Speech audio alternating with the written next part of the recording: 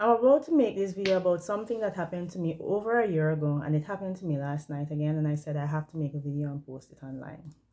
I think there's an object lesson here. Over 1 year ago, I was driving from where I live now in Pennsylvania to New York. Now, a lot of people think that Pennsylvania, everybody lives in the same section of Pennsylvania for some reason, and that it takes everyone who lives in Pennsylvania 2 hours to go to New York. That's not true. I live so deep into Pennsylvania that it takes me an average of 5, 6, or 7 hours to get to New York. It depends on if you take the toll, and it depends on your driving speed. Now, when I drive, I only go 10 miles per hour above the speed limit in any zone.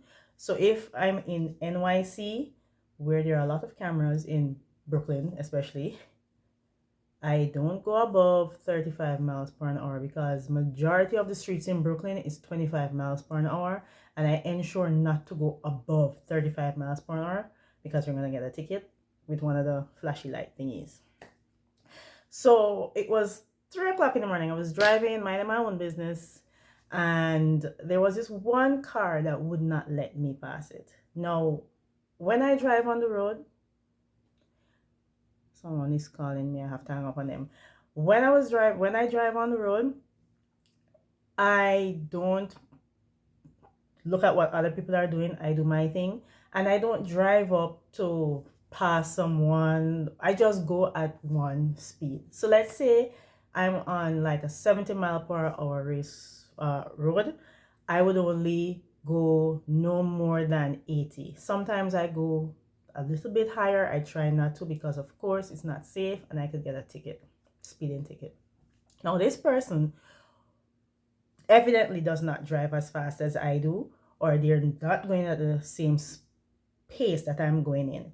So when I drive, they're ensuring that I don't pass them. So let's say they're driving 65 miles per hour, and then I come out of nowhere doing my 80 and I pass them. They would ensure they speed up just enough to pass me, and then when I pass them, they speed up again to pass me. But I keep passing them over and over again because, of course, I'm consistently doing 80. They're not consistently doing 80. They're consistently driving slow, but they just don't want me to pass them. This went on for 2 hours. It was very annoying. It was very, very, very annoying. I could have lost them, like I could have dusted them, but I really did not want to get a ticket. And at that time, I wasn't using Waze, I was using Google Maps, and I had no way of determining when police would be in some little corner, and I didn't want to get a ticket. So I was like, you know what? I'm going to keep up with them. If you want to drive up and catch me or pass me and you don't want me to pass you, that's your business. It's annoying to me, but what can I do? Eventually, they exited. Last night, I was coming home from somewhere very far, and it happened to me again. This car just would not let me pass it. And then every time I pass it, they would speed up and pass me. But because they're not fast drivers, evidently, they're just speeding up. They're not maintaining that speed that I'm maintaining. I keep passing them. It got so annoying that I started thinking of ways that I could get rid of them. I couldn't do it anymore. And you know what got rid of them? Cruise control. For all those who don't use cruise control, who have never used it before, who have never shown interest in using cruise control, what cruise control does is maintain the speed that you set on the car unless you change it. So example, if I want to do 80 miles per hour consistently, cruise control maintains that for me without me having to press gas or brakes. So when I'm behind someone and they're slowing down, the car automatically slows down because that person is slowing down and you don't want to crash into the person. If the person speeds up, then the car speeds itself up and it goes back to the speed limit that you set it to.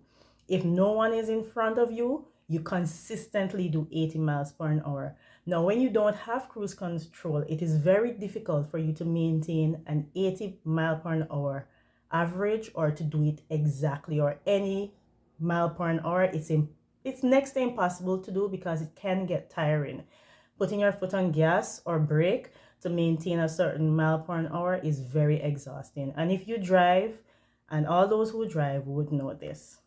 So I put the cruise control on. For the first time, I've never used cruise control. Never.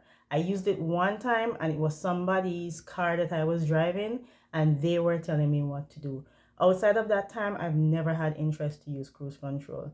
Now, when I started using cruise control, I thought that they would have sped up eventually and passed me. But you know what happened? They never did it again because I was maintaining my 80 mile per an average without having to drop below 80 miles per hour or go above 80 miles per an hour. And I was like, look at that.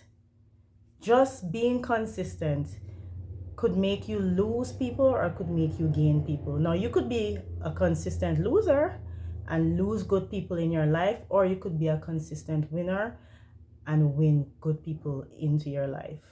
And when I looked at how cruise control managed to keep me at 80 miles per hour consistently, this person literally could not keep up with me at 80 miles per hour because they do not drive fast, even though they didn't want me to pass them.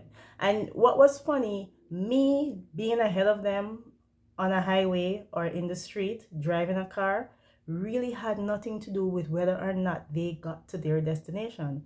But at the same time, they wanted to keep me back. And I found it so ironic.